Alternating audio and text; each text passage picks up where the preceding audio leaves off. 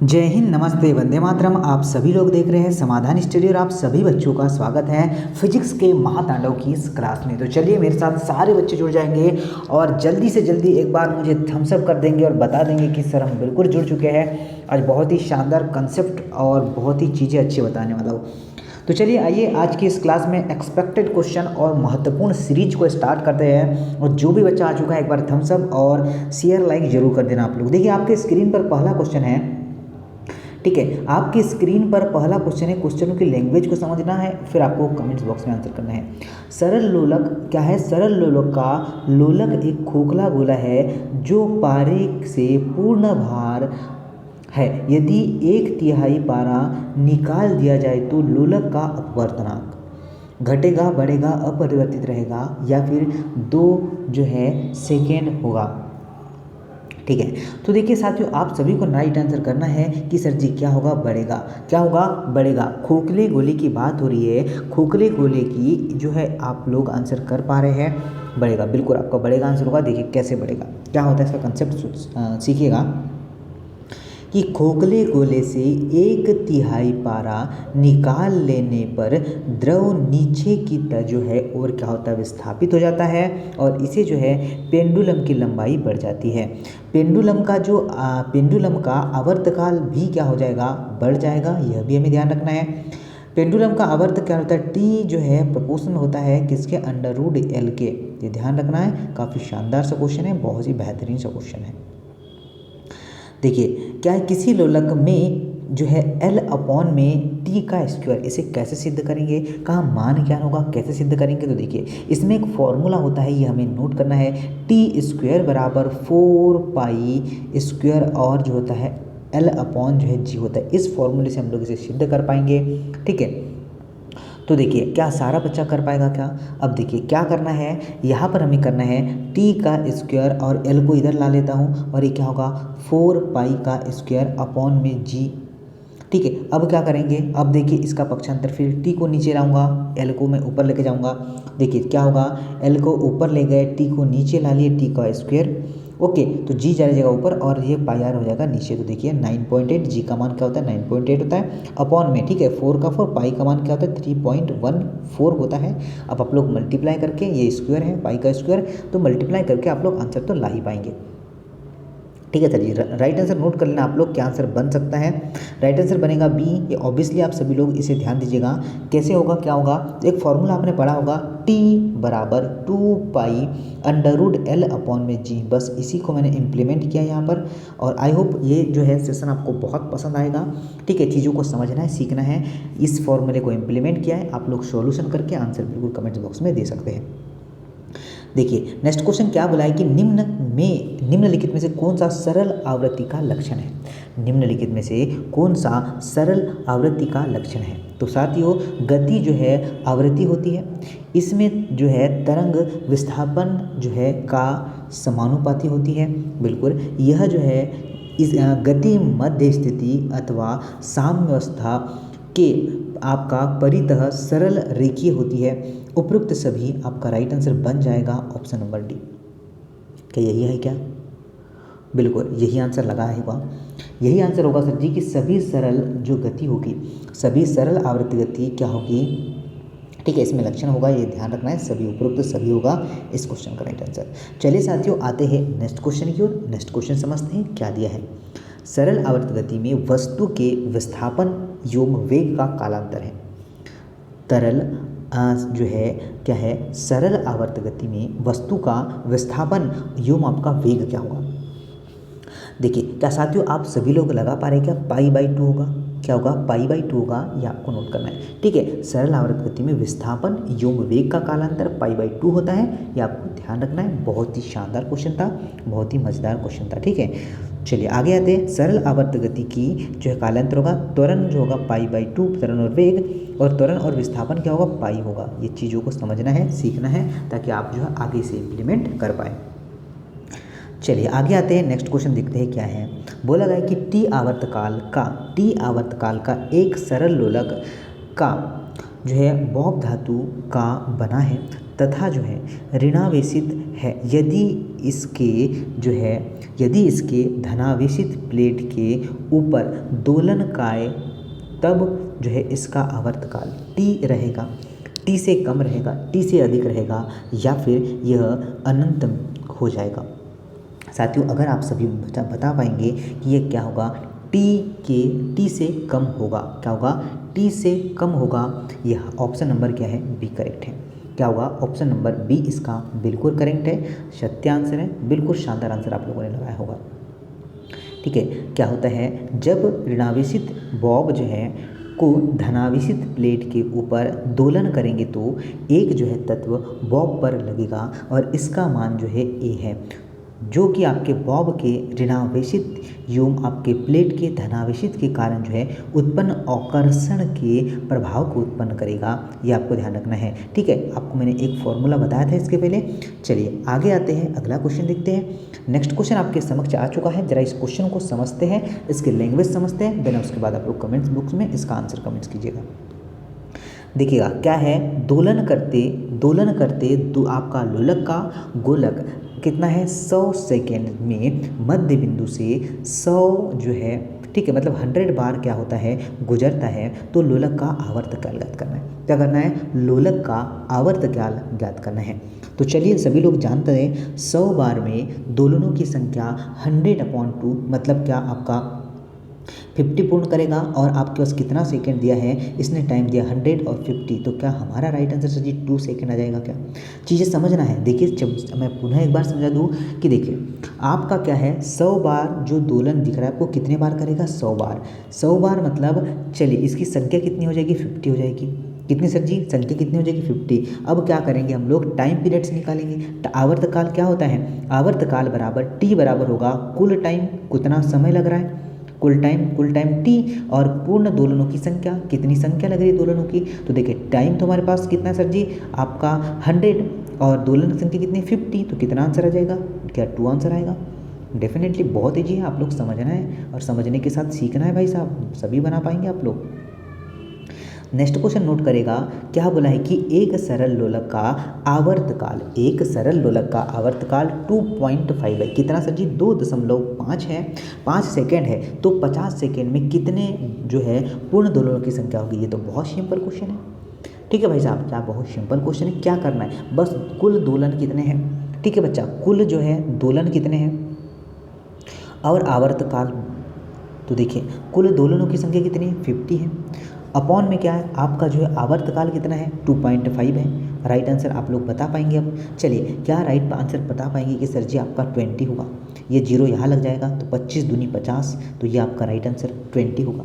कितना होगा, दोलनों की संख्या कितनी होगी, 20 होगी, और एक दोलन में लगने वाले समय, आपका जो एक दोलन में जितना समय लगेगा उसे हम लोग क्या कहते हैं, टाइम पीरियड्स कहते हैं। क्या कहते हैं सर, टाइम पीरियड्स कहते हैं, ये आपको ध्यान रखना है।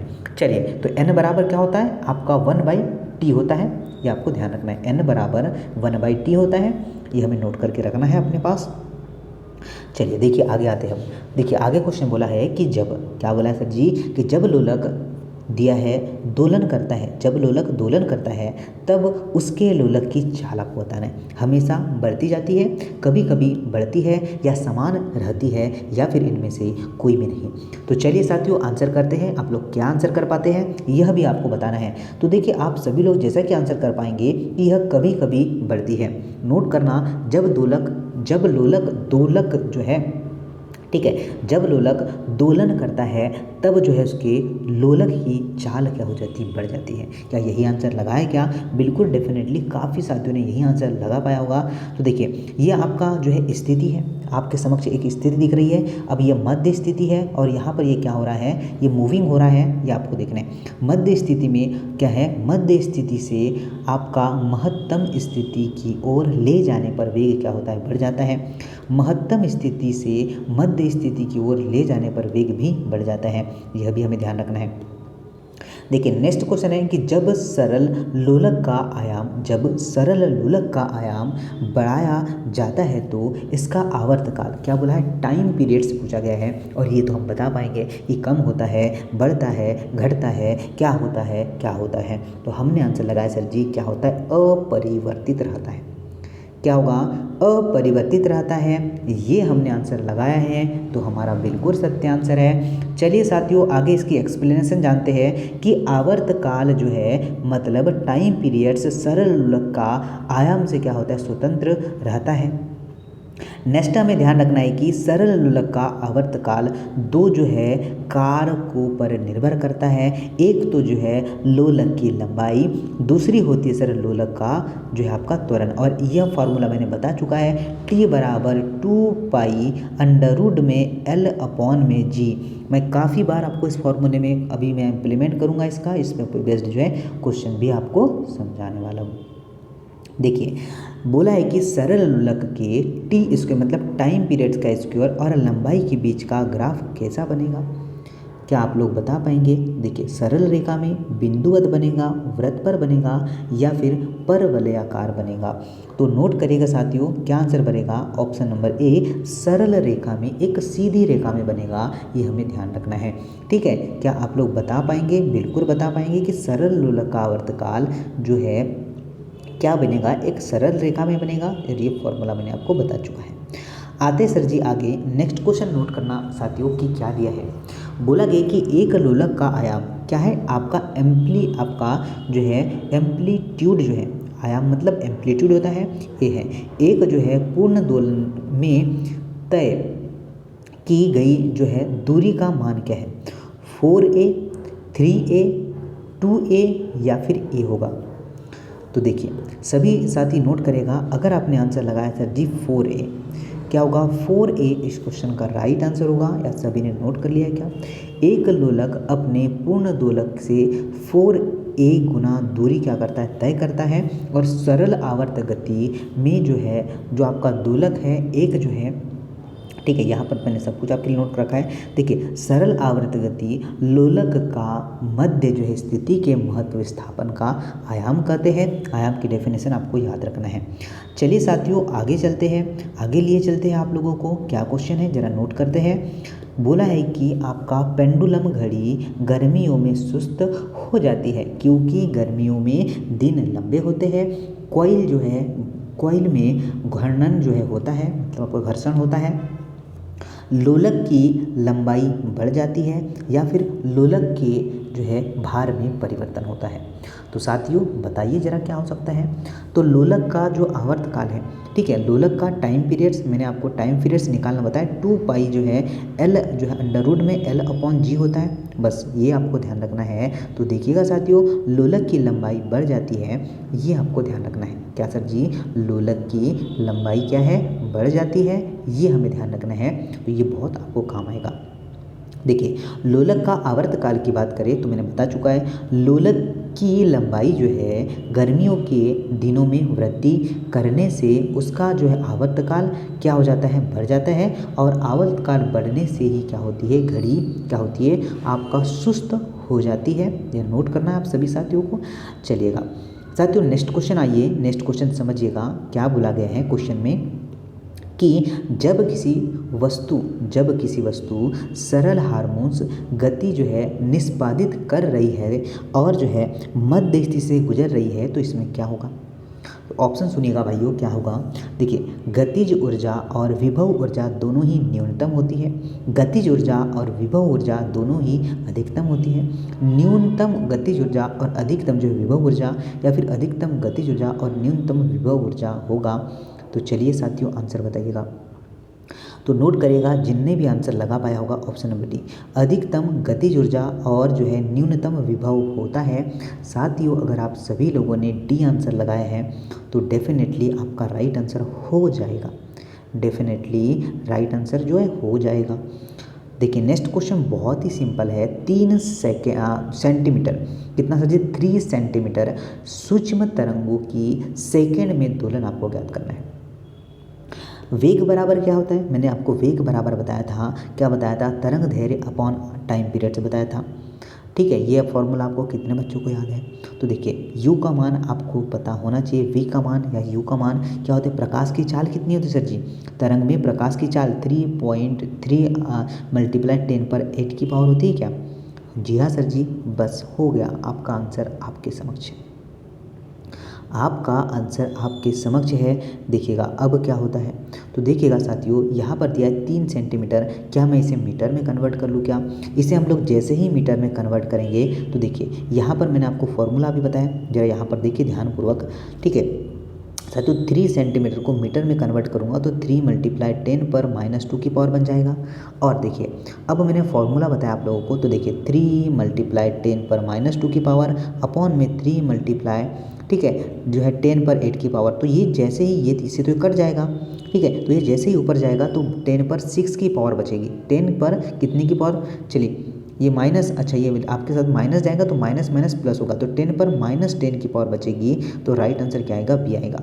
ठीक है, ये देखिए ये माइनस ऊपर से ही माइनस जाएगी, नीचे प्लस है तो ऊपर जाके माइनस होगी, अगर नीचे माइनस रहती तो ऊपर जाके प्लस होती, तो माइनस माइनस क्या होता है? प्लस होता है। तो राइट आंसर आपका बी होगा। चलिए समझ में ना आया होगा तो बिल्कुल जब समझाते हैं, पुनः आपको एक बार समझाने की कोशिश करता हूँ मैं। यहाँ पर सेंटीमीटर दिया है, ठीक है, और v आपका, चलिए v बराबर क्या होता है? v बराबर लेमडा अपॉन में t होता है। तो लेमडा का मान आपको दिया है क्या? बिल्कुल सर जी, लेमडा का मान इसने दे रखा है। क्या दे रखा है? तो 3 × 10⁻² दिया है, क्योंकि सेंटीमीटर है, सेंटीमीटर को कन्वर्ट कर दिया। और t टाइम भी आपको देखिए, टाइम क्या होता है, चलिए टाइम, अच्छा ये t का मान, ये किसका मान है? सूक्ष्म तरंगे। आपका ये लेमडा का मान t आपके समक्ष होना चाहिए। कितना है सर जी? तो देखिए 3 मल्टीप्लाई आपका 10 पर जो 8 की पावर होगा। ओके, समझ में आया? अच्छा t तो हमें निकालना है, ठीक है, t हमें निकालना है। ओके, तो ये किसका मान है? t हमें निकालना है, तो ये देखिए ये हो जाएगा लेमडा अपॉन v होगा। v का मान आपके समक्ष रख दिया मैंने, ठीक है। अब आपको काटने तो आते हैं, मैंने बता चुका है कैसे काटेंगे हम लोग। देखिए साथियों, नेक्स्ट क्वेश्चन देखिएगा क्या बोला गया है। इसमें बोला गया है कि एक बहुत पुराने, क्या है, एक बहुत पुराने मॉडल, ठीक है, एक मॉडल पेंडुलम घड़ी की कार्य जो है पद्धति पूरी तरह से खालिस्तान थी। मैकेनिकल और इलेक्ट्रिकल, या फिर विद्युत, चलिए, या फिर होगा बैटरी संचालित। तो क्या आंसर बन जाएगा? जरा बताएंगे आंसर क्या बन जाएगा साथियों। बहुत ही शानदार क्वेश्चन है, आप लोग इसे बना पाएंगे अगर थोड़ा सा ध्यान दें क्वेश्चन को, तो आप लोग पूर्ण तरीके से बना पाएंगे। सर जी मैकेनिकल इसका राइट आंसर होगा, ठीक है, क्या होगा? मैकेनिकल इस क्वेश्चन का राइट आंसर होगा is option number A right. बहुत पुराने मॉडल पेंडुलम घड़ी की कार्य पद्धति पूरी तरह से क्या होती है? मैकेनिकल होती है। पेंडुलम जो है गर्मियों में सुस्त हो जाती है और सर्दियों में तेज हो जाती है। चंद्रमा का भार आपको पता है 1/6 होता है पृथ्वी के भार का। चलिए, पेंडुलम घड़ी अंतरिक्ष यान उपयोगी नहीं कर सकते, ये भी आपको पता है। चलिए, ये सारे के सारे फैक्ट आपको पता होना चाहिए। चलिए, पेंडुलम घड़ी का आविष्कार किसने किया भाई साहब? तो देखिए यहाँ पर पेंडुलम घड़ी का आविष्कार की बात करें तो नोट करना आप लोग, यहाँ पर ऑप्शन नहीं है, वह मैं आपको ऑप्शन बता दूँ, क्रिश्चियन, ठीक है, क्रिश्चियन ने किया था, ठीक है, क्रिश्चियन ने 1556 में किया था। जो ऑप्शन में नहीं है तो ये क्वेश्चन का राइट आंसर आप लोग ई नोट कर लेगा। क्रिश्चियन जो है 1556 में किया था, ये आपको नोट करना, ठीक है। ये चीज़ें आपको नोट करना है, आपको बहुत जो है काम आने वाली है और बहुत कुछ आप लोग इसमें सीखने वाले हैं। चलिए आगे आते हैं, नेक्स्ट क्वेश्चन नोट करते हैं। बोला गया है कि पेंडुलम, ठीक है, पेंडुलम लयबद्ध दोलक आपके हार्मोनिक ऑस्टियोलेटर की तरह कार्य करती है, अतः इसमें इसका जो है प्रयोग किया जाता है।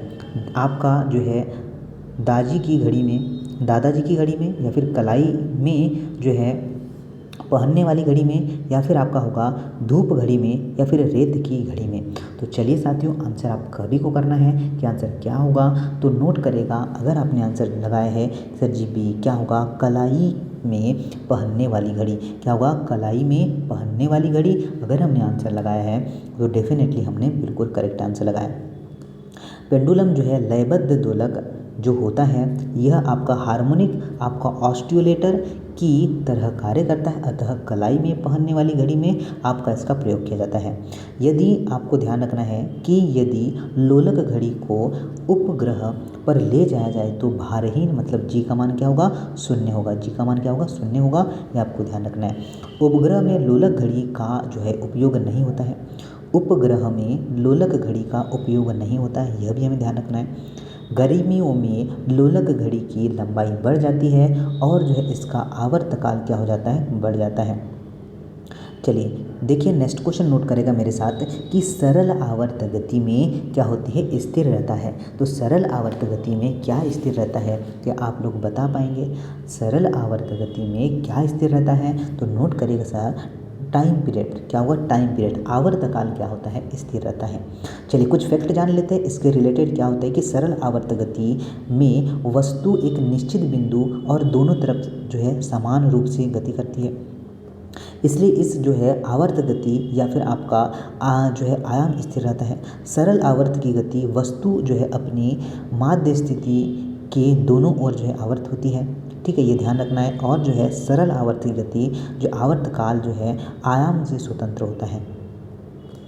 नेक्स्ट नोट करेगा, लोलक का जो है संचलन क्या कहलाता है? लोलक का संचलन क्या कहलाता है? देखिए अनियमित गति, आपकी जो है दोलन गति, आवृत्ति गति या फिर रेखीय गति होगा, यह आप सभी को बताना है। तो देखिए साथियों क्या आंसर बन जाएगा कि आपका लोलक का संचलन क्या होता है? तो लोलक का संचलन आपका दोलन गति होता है। क्या होता है साथियों? दोलन गति। क्या आप सभी लोग लगा पाए क्या? अगर साथियों आप लोगों ने यही आंसर लगाया है तो बिल्कुल सत्य लगाया है। देखिए नोट करना मेरे साथ कि जो लोलक का, ठीक है, लोलक का संचालन दोलन गति कहलाता है। और यदि कोई वस्तु किसी दृढ़ आकार के परितः आगे पीछे गति करती है तो इसे जो है दोलनी गति कहते हैं। कौन सी गति कहते हैं सर? इसे जो है दोलनी गति कहते हैं, ये ध्यान रखना है। चलिए आगे आते हैं, अब नेक्स्ट क्वेश्चन को देखते हैं। नेक्स्ट क्वेश्चन है कि घड़ी की चाबी में जो है बाद उसमें खाली स्थान भंडारित हो जाता है, यांत्रिक, ऊष्मीय या फिर आपका विद्युत या चुंबकीय ऊर्जा। आप सभी लोग बता पाएंगे सर जी कि राइट आंसर होगा यांत्रिक ऊर्जा। क्या होगा? यांत्रिक ऊर्जा इस क्वेश्चन का राइट आंसर होगा, ये आपको नोट करना है।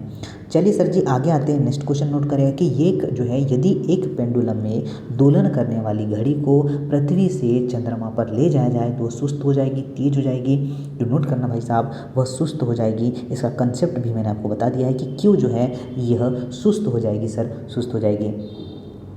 आगे आते हैं, यदि एक पेंडुलम जो कि आपका दोलन करने वाली घड़ी पृथ्वी के ऊपर लेके जाएंगे तो सुस्त हो जाएगी। और इसका मैंने आपको ये जो है फॉर्मूला मैंने इसका बता चुका है और ऑलमोस्ट जो है आपको समझ में आ चुका होगा। तो देखिए किसी सरल लोलक की काल अवधि मतलब टाइम पीरियड स्वतंत्र होती है।